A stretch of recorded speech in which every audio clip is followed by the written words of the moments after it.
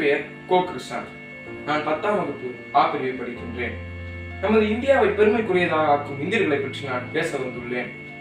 சுமார் 200 ஆண்டுகளுக்கும் மேலாக சொந்த மண்ணிலே அடிமையாக இருந்த ஒவ்வொரு இந்தியரும் சுதந்திர காற்றை சுவாசித்த நாள் ஆகஸ்ட் 15, 1947. ஆயிரம் போராட்டங்கள், லட்சக்கணக்கான உயிர்களை விலையாக கொடுத்து வாங்க பெற்றதுதான் இந்த சுதந்திரம். இந்த சுதந்திரத்தின் தேவையையும் அதன் புனிதத்தையும் சரியாக புரிந்து செயல்படுவது நம் இந்தியர்களாகிய நம் ஒவ்வொருவரின் முதல் கடமை. வழி நடத்துபவர்களை தலைவர்கள் என்கின்றோம். நாட்டை வழிநடத்துபவர்களை அரசியல் தலைவர்கள் என்கின்றோம். உலக அரசியலை அலசி பார்த்தால் சில தலைவர்கள் தங்கள் நாட்டை வழிநடத்துவதற்கு பதில் சொந்த வீட்டை வழிநடத்துவது அம்பலமாக தெரிய வரும். இது போன்ற தலைவர்கள் மத்தியில் அத்தி பூத்தார் போலதான் சில தலைவர்கள் தோன்றுகின்றனர்.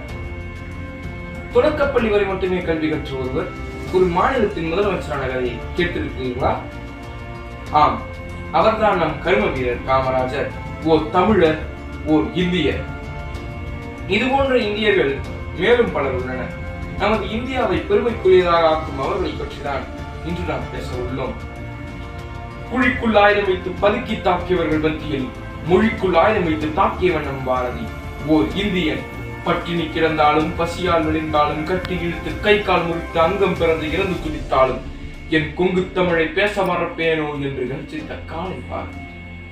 பைந்தமிழ் தேர்ப்பாகன் பாரதி, செந்தமிழ் தேனி பாரதி, மரணிக்காத மரணம் பெற்றவன் பாரதி, புதைக்கப்பட்ட கனவுகள் கொண்டவன் பாரதி, கனவுகளை வார்த்தைகளாக சொல்லாமல் காவிய சுவடுகளை பறித்தவன் பாரதி, செய்வதை துணிந்து செய் என்று சொன்னவன் பாரதி, நைய புடைத்து போர்த்தொழில் பழகு என்று சொன்னவன் பாரதி.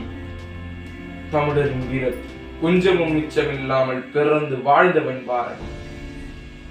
தமிழால் பாரதி தகுதி பெற்றான், பாரதியால் தமிழ் தகுதி பெற்றது.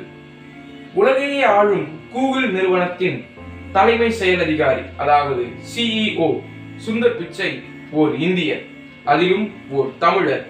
மதுரை மண்ணில் காலூன்றி உலகின் திசைகளுக்கு முகவரியாக மாறிய சுந்தர் பிச்சை ஓர் நடுத்தர குடும்பத்தில் பிறந்து வளர்ந்தவர். தொலைக்காட்சி கூட இல்லாத 2 அறை கொண்ட வீட்டில் வளர்ந்த சுந்தர் பிச்சை இன்று தன் அறிவாற்றலால் உலகையே தன் உறவிடமாக கொண்டிருக்கிறார். கடும் உழைப்பால் நாம் எங்கு வேண்டுமென்றாலும் செல்லலாம் என்பதற்கு இவர் ஓர் எடுத்துக்காட்டு. இது போன்ற இந்தியர்களை பற்றி பேச வேண்டும் என்றால் பட்டியல் மிக நீளமாக சென்று கொண்டே இருக்கும். பூஜ்ஜியத்தை கண்டுபிடித்த ஆரியபட்டா ஒரு இந்தியர், கணித மேதை ராமானுஜன் அவர் ஒரு இந்தியர்.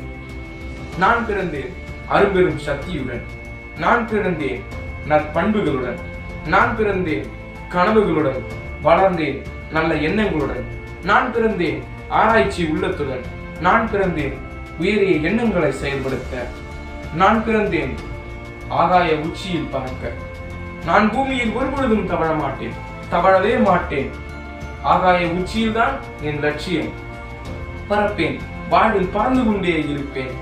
இந்த கவிதை மறைந்த முன்னாள் குடியரசுத் தலைவர் நம் மற்றொரு பெருமைக்குரிய இந்தியர் டாக்டர் APJ அப்துல் கலாம் ஐயா அவர்கள் சொன்னது.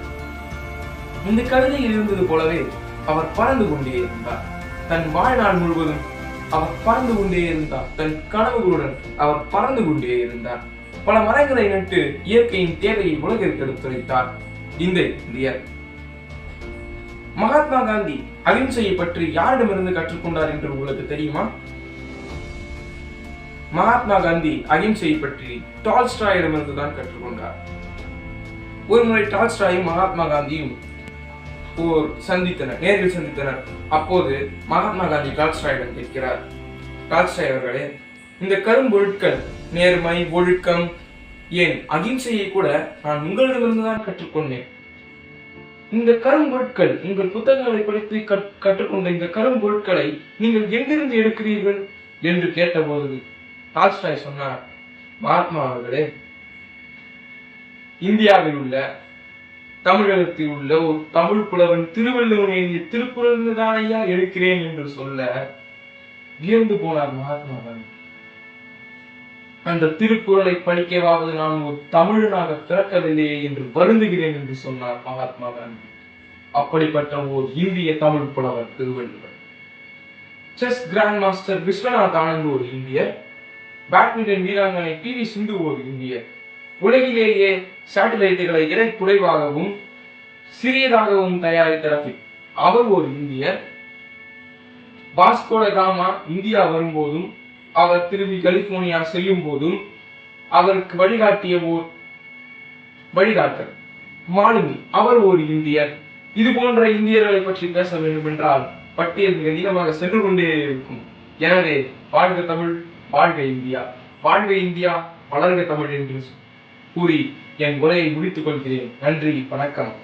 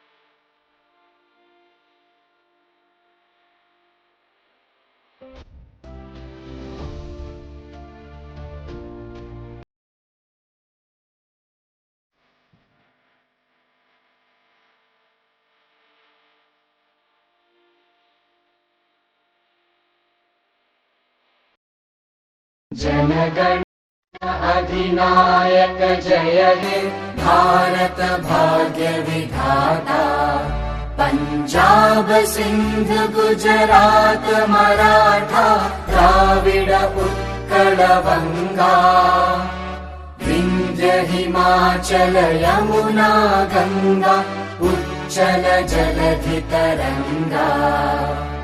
तव शुभ नामे जागे तव शुभ आशीष मांगे।